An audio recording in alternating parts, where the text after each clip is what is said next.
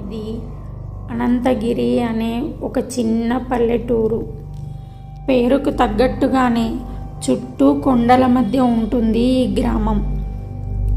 ఇదే గ్రామంలో భుజంగి తన భార్య శ్యామలతో కలిసి ఉండేవాడు.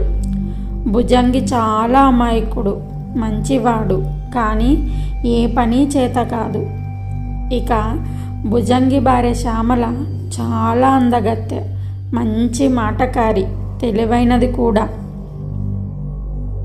శ్యామల రోజు ఊరి చివర ఉన్న అడవికి వెళ్ళి అందులో దొరికే పళ్ళు తీసుకొచ్చి ఊళ్ళో అమ్మి అలా వచ్చిన డబ్బుతో కుటుంబాన్ని పోషించేది. ఇక భుజంగికి అతని భార్య శ్యామల అంటే చాలా ఇష్టం. తనని కష్టపెట్టకుండా చూసుకోవాలి అని అనుకునేవాడు. అలా ఏ పని చేసినా కలిసి వచ్చేది కాదు. ఇక విసుగు చెందిన భుజంగి ఏ పని చేయకుండా ఆవారాగా తిరిగేవాడు. ఒకరోజు భుజంగి భార్య శ్యామల, ఏమండి, ఇవాళ నాకు ఒంట్లో బాగోలేదు, కానీ ఈ ఒక్క పూటకి మీరు అడవికి వెళ్ళి పండ్లు తీసుకురండి. సాయంకాలం సంతలో నేనే వెళ్ళి అమ్ముకొస్తా గాని అని భార్య అడగడంతో భుజంగి, సరే శ్యామల, నేను వెళ్తాలే అంటూ బుట్టని తీసుకొని అడవికి వెళ్తాడు భుజంగి.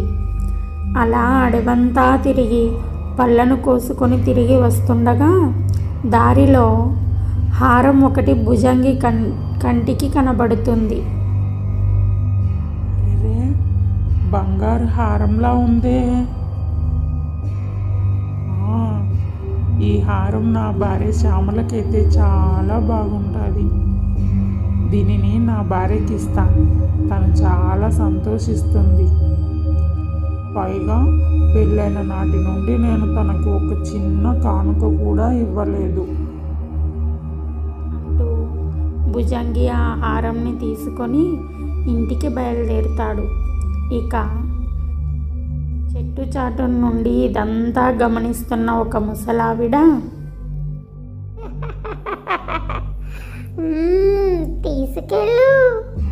తీసుకెళ్ళురా బంగారు హారం, బంగారు కానుక,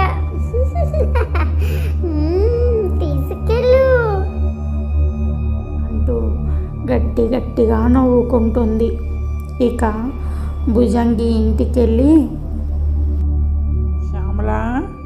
శ్యామల, ఇదిగో చూడు, నీకోసం నేను ఏం తెచ్చాను. ఏం తెచ్చారండి అంటూ భుజంగి చేతిలో ఉన్న హారంని చూడగానే శ్యామల ఆశ్చర్యపోయి, ఇంత ఖరీదైన హారం మీకెక్కడిదండి? అయినా మీరు వెళ్ళింది అడవికే కదా అని శ్యామల అడగ్గా భుజంగి, అడవిలో పళ్ళు తీసుకొని తిరిగి వస్తుండగా దారిలో చిక్కింది శ్యామల అంటూ బదులిచ్చాడు. ఇక శ్యామల సంతోషంతో ఆ హారాన్ని తన మెడలో వేసుకుంది. ఇక భుజంగి భార్యను చూసి మురిసిపోతూ ఉన్నాడు. ఇంతలో చీకటి పడగానే భోజనం చేసి ఇద్దరూ పడుకుండిపోతారు. ఇక అర్ధరాత్రి సమయంలో ఇద్దరూ గాఢ నిద్రలో ఉండగా భుజంగి భార్య శ్యామల శరీరంలో నుండి ఏదో తెల్లటి పొగలాంటిది బయటకు వచ్చి చూస్తుండగానే శ్యామలలాగా మారిపోతుంది. అలా నడుచుకుంటూ ఊరిలోకి వెళ్తుంది. ఇక తనను చూసి కుక్కలు భయంకరంగా ఏడవడం మొదలు పెడతాయి. అలా శ్యామల రూపంలో ఉన్న ఆ దెయ్యం నడుచుకుంటూ ఊరి పొలిమేర దగ్గరకు వెళుతుంది. ఇక అదే సమయంలో రాత్రి పొలంకి నీరు పెట్టి తిరిగి వస్తున్న భీమన్న భుజంగి భార్య శ్యామలను చూసి, ఏంటమ్మా ఇంత రాత్రివేళ ఇట్టా పొలిమేరలో తిరుగుతున్నావు? నీ పెనిమిటి ఇంకా ఇంటికి గాని రాలేదా ఏంది? మీకోసమే వచ్చాను.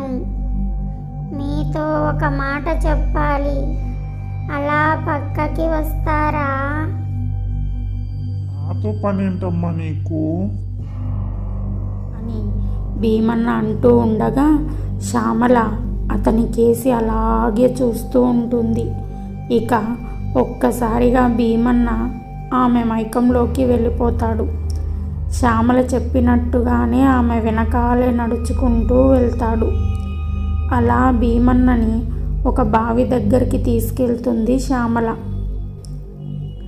నడుచుకుంటూ బావి దగ్గరికి తీసుకెళ్ళగానే భీమన్న ఎవరో తోసేసినట్టుగా బావి లోపలికి దూకేశాడు.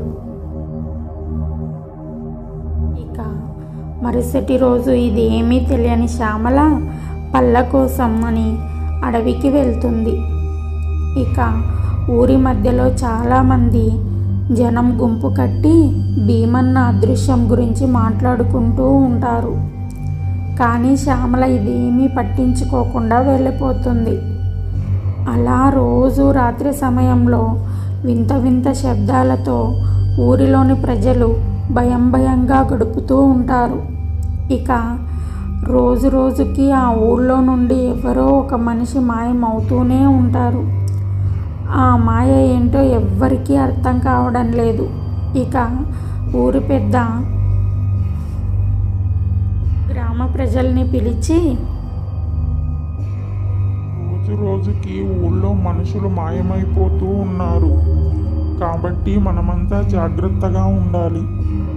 రాత్రి సమయంలో ఎవ్వరూ బయటికి రాకండి. ఇక సమస్య ఏంటో కనిపెట్టాలి కనుక వీధికి ఒక 2 మనుషులు కాపలాగా ఉండండి అని గ్రామ పెద్ద చెప్పగా ఆయన మాటకు కట్టుబడి గ్రామ ప్రజల్లో కొంతమంది రాత్రి సమయంలో కాపలాగా ఉంటారు. ఇక అలా ఊరి చివర పొలిమేరలో సుబ్బు ఇంకా రాజులు కాపలాగా ఉంటారు. మన ఊరికి ఎంత సమస్య వచ్చి పడ్డది మామ.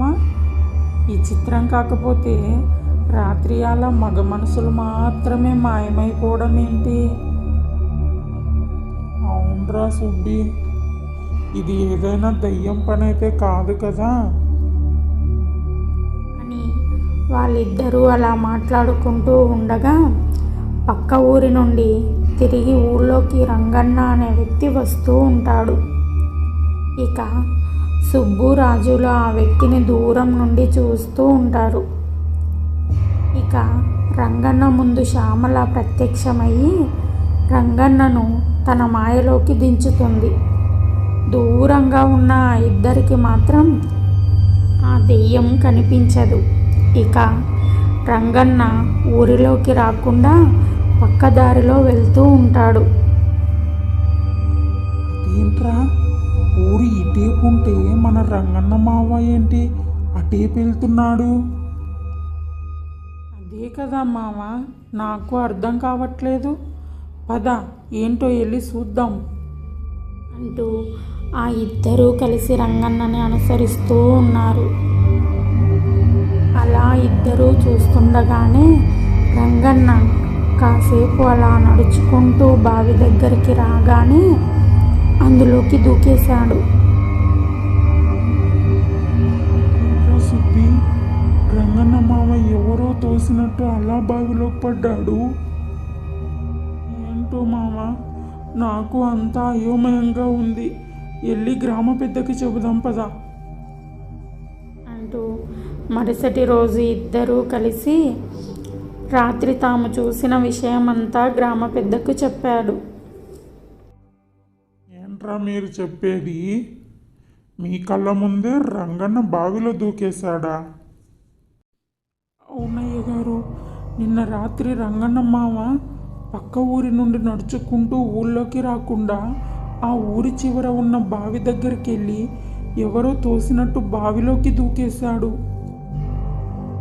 ఏరా, మీరు చెప్పేది నిజమేనా? లేకపోతే రాత్రి తాగిన మత్తి ఇంకా దిగలేదా?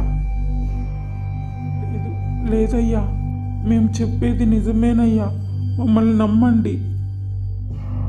మీరు చెప్పేది నిజమే అయితే ఆ బావిలోకి వెళ్ళి ఆ మృతదేహాలను వెతకండి అని గ్రామ పెద్ద చెప్పగా ఆ ఇద్దరు బావిలో ఎంత వెతికినా మృతదేహాలు కనపడవు. ఇక ఆ విషయం గ్రామ పెద్దకి చెప్పగా గ్రామ పెద్ద అయితే సుబ్బు, నువ్వు రాజు ఇద్దరూ కలిసి బెట్టంపూడి గ్రామానికి వెళ్ళి అక్కడ మంత్రాల అవ్వకి ఇక్కడ జరిగిన విషయమంతా చెప్పి అవ్వని ఇక్కడికి తీసుకురండి అని గ్రామ పెద్ద చెప్పగా ఆ ఇద్దరు మంత్రాల అవ్వ కలిసి ఊళ్ళో జరిగిన విషయమంతా చెప్పగా మంత్రాల అవ్వ ఆ ఇద్దరితో కలిసి అనంతగిరి గ్రామానికి బయలుదేరుతుంది.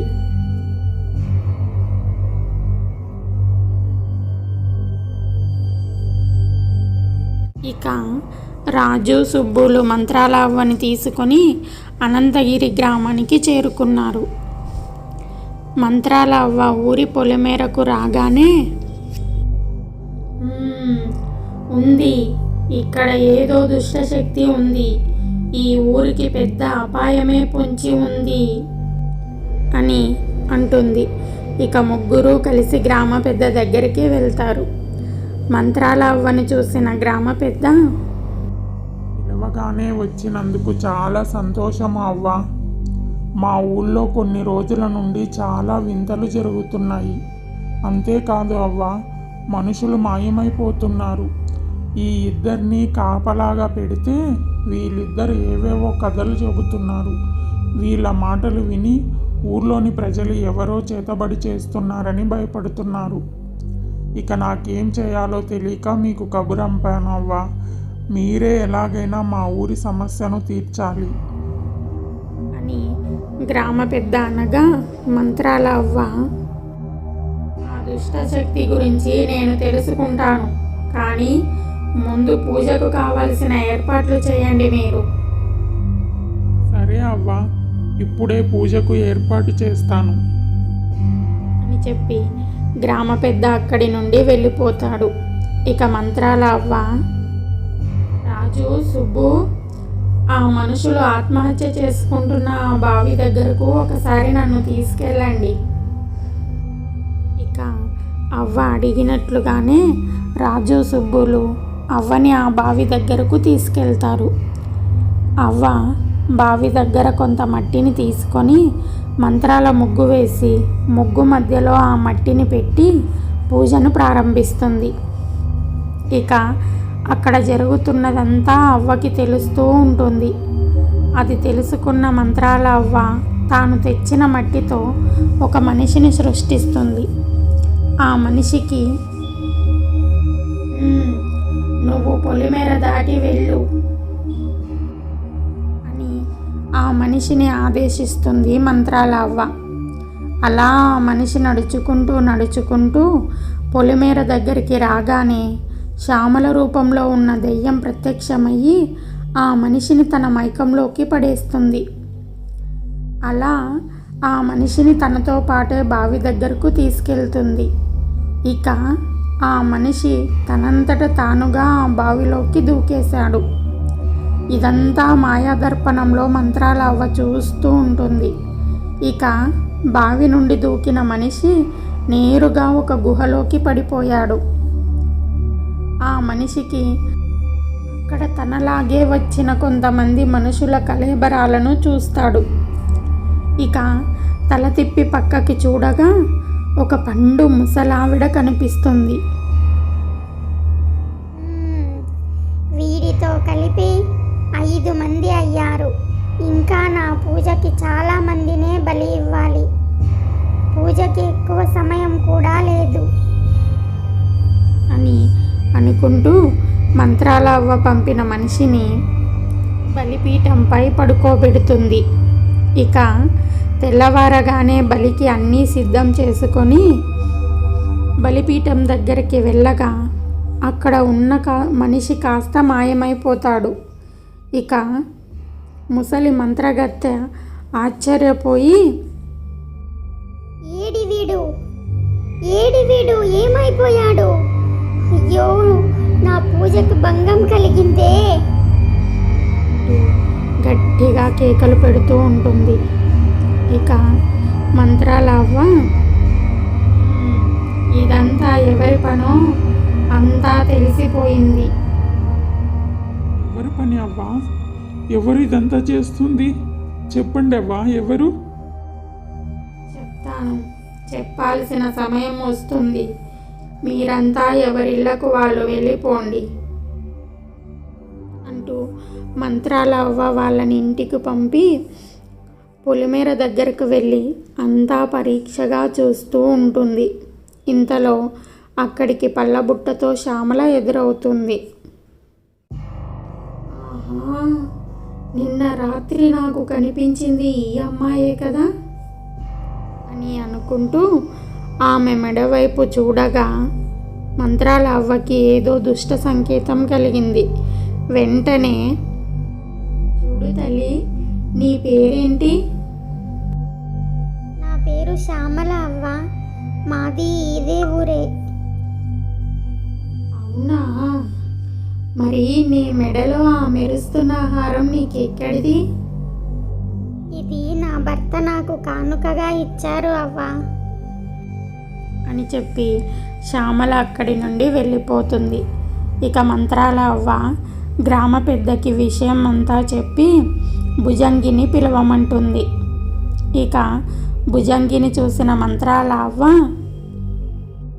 కోపంతో, భుజంగి, నీ భార్య మెడలో ఉన్న హారం నీకెక్కడిది? అవ్వా, అది మరేమో ఒకరోజు అడవిలో పళ్ళు తీసుకొని తిరిగి వస్తుండగా నాకు ఈ నగ చిక్కింది. ఇంకేమీ ఆలోచించకుండా ఈ నగ నా భార్యకైతే బాగుంటుంది అని తీసుకొచ్చేసానవ్వా. ఏమైంది అవ్వా? నువ్వు చాలా పెద్ద తప్పు చేశావు భుజంగి. నీ భార్యకి పెద్ద ఆపద పొంచి ఉంది. ఊళ్ళో మనుషులు ఆ హారం వల్లనే మాయమైపోతున్నారు. నేను చెప్పినట్టు ఆ హారం తీసుకువచ్చి నాకివ్వు అని మంత్రాల అవ్వ కోపంగా చెప్పగానే భుజంగి చాలా భయపడిపోయి ఆ హారంని మంత్రాల అవ్వకి ఇవ్వగా అవ్వ ఆ హారాన్ని మంత్రాల ముగ్గులో పెట్టి తన మంత్రశక్తితో హారంలో దాగి ఉన్న శక్తిని బయటకు రప్పిస్తుంది. ఎవరు నువ్వు? ఈ హారంలో అదృశ్య రూపంలో ఉండి ఈ గ్రామ ప్రజలను ఎందుకు చంపుతున్నావు? నేను ఒక యక్షిణిని. నన్ను నీలాంబరి అనే ఒక ముసలి మంత్రగత్తె వశపరుచుకుంది.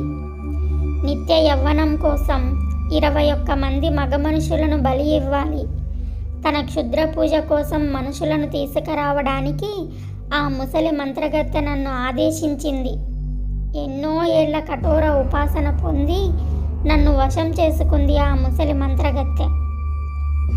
ఆ మంత్రగత్తె నన్ను ఈ హారంలో బంధించి ఉంచి ఎవరైతే ఈ హారం ధరిస్తారో వాళ్ళను ఆవహించి మనుషులను తీసుకెళ్ళి బావిలో నుండి కిందకు తోసేస్తాను. ఆ మనుషులు బావి కింద ఉన్న గుహలో పడిపోతారు. అప్పుడు ఆ ముసలి మంత్రగత్తె వాళ్ళని క్షుద్ర పూజలో బలి ఇస్తుంది. వాళ్ళ రక్తాన్ని సేవించిన ఆ ముసలి మంత్రగత్తె వెంటనే అందమైన యువతిలా మారిపోతుంది. అలా మొత్తం 21 మంది మనుషులను తన క్షుద్ర పూజకు బలి ఇవ్వాలి. ఆ తరువాత ఆ ముసలి మంత్రగత్తె నిత్య యవ్వనంగా ఉంటుంది. అలా యక్షిని మాటలు విన్న మంత్రాల అవ్వ, ఓహో, ఇదంతటికీ కారణం యవ్వన పిచ్చ, అందం మీద మక్కువన అంటూ తన మంత్రశక్తితో హారంలో బందీ అయిన యక్షిణిని విడుదల చేసి యక్షిణికి విముక్తి కలిగించింది. బంధన విముక్తి కలిగిన యక్షిణి అవ్వకు కృతజ్ఞతలు చెప్పి అక్కడి నుండి అదృశ్యమైపోయింది. ఇక తన క్షుద్ర పూజకు గడియలు దగ్గర పడుతుండడంతో నీలాంబరి ముసలి మంత్రగత్తె ఎక్కడున్నావే? రా నా ముందుకి. నా పూజకి ఇంకా ఎక్కువ సమయం లేదు. నా జీవిత ఆశయం నెరవేరాలంటే ఇంకా 17 మంది మగవాళ్ళను బలి ఇచ్చి వాళ్ళ రక్తంని నేను సేవించాలి. ఎక్కడున్నా నువ్వు త్వరగా రా నా ముందుకి అంటూ ఎంతసేపు గట్టిగా పిలిచినా యక్షిని రావడం లేదు. ఇంతలో బావిలో నుండి దూకి నేరుగా మంత్రగత్తె దగ్గరకు చేరుకున్న మంత్రాల అవ్వ, నువ్వెంత గట్టిగా కేకలు వేసినా యక్షిని రాదే ముసలి మంత్రగత్తె. ఎవత్తివే నువ్వు? నా స్థావరంలోకి ఎలా వచ్చావు? నాకు సాధ్యం కానిది ఏదీ లేదే. నేనెక్కడికైనా రాగలను. అయినా మనిషి జన్మలోని అన్ని దశలను, బాల్య యవ్వన వృద్ధాప్య దశలను కాలానుసారంగా ఆస్వాదించాలి. సృష్టికి విరుద్ధంగా వృద్ధాప్య దశ రాకుండా నిత్య యవ్వనంగా ఉండాలనుకోవడం నీ మూర్ఖత్వం. నీ ఆనందం కోసం అమాయకులైన ప్రజలను బలి ఇవ్వడం చాలా పెద్ద తప్పు. నీలాంటి వారి వల్ల ఈ అమాయకపు ప్రజలు ఇబ్బంది పడకూడదు అంటే నిన్ను ఇప్పటికిప్పుడే భూస్థాపితం చేయాలి అంటూ మంత్రాల అవ్వ తన మంత్రశక్తితో ఆ ముసలి మంత్రగత్తెను భూస్థాపితం చేసేసింది.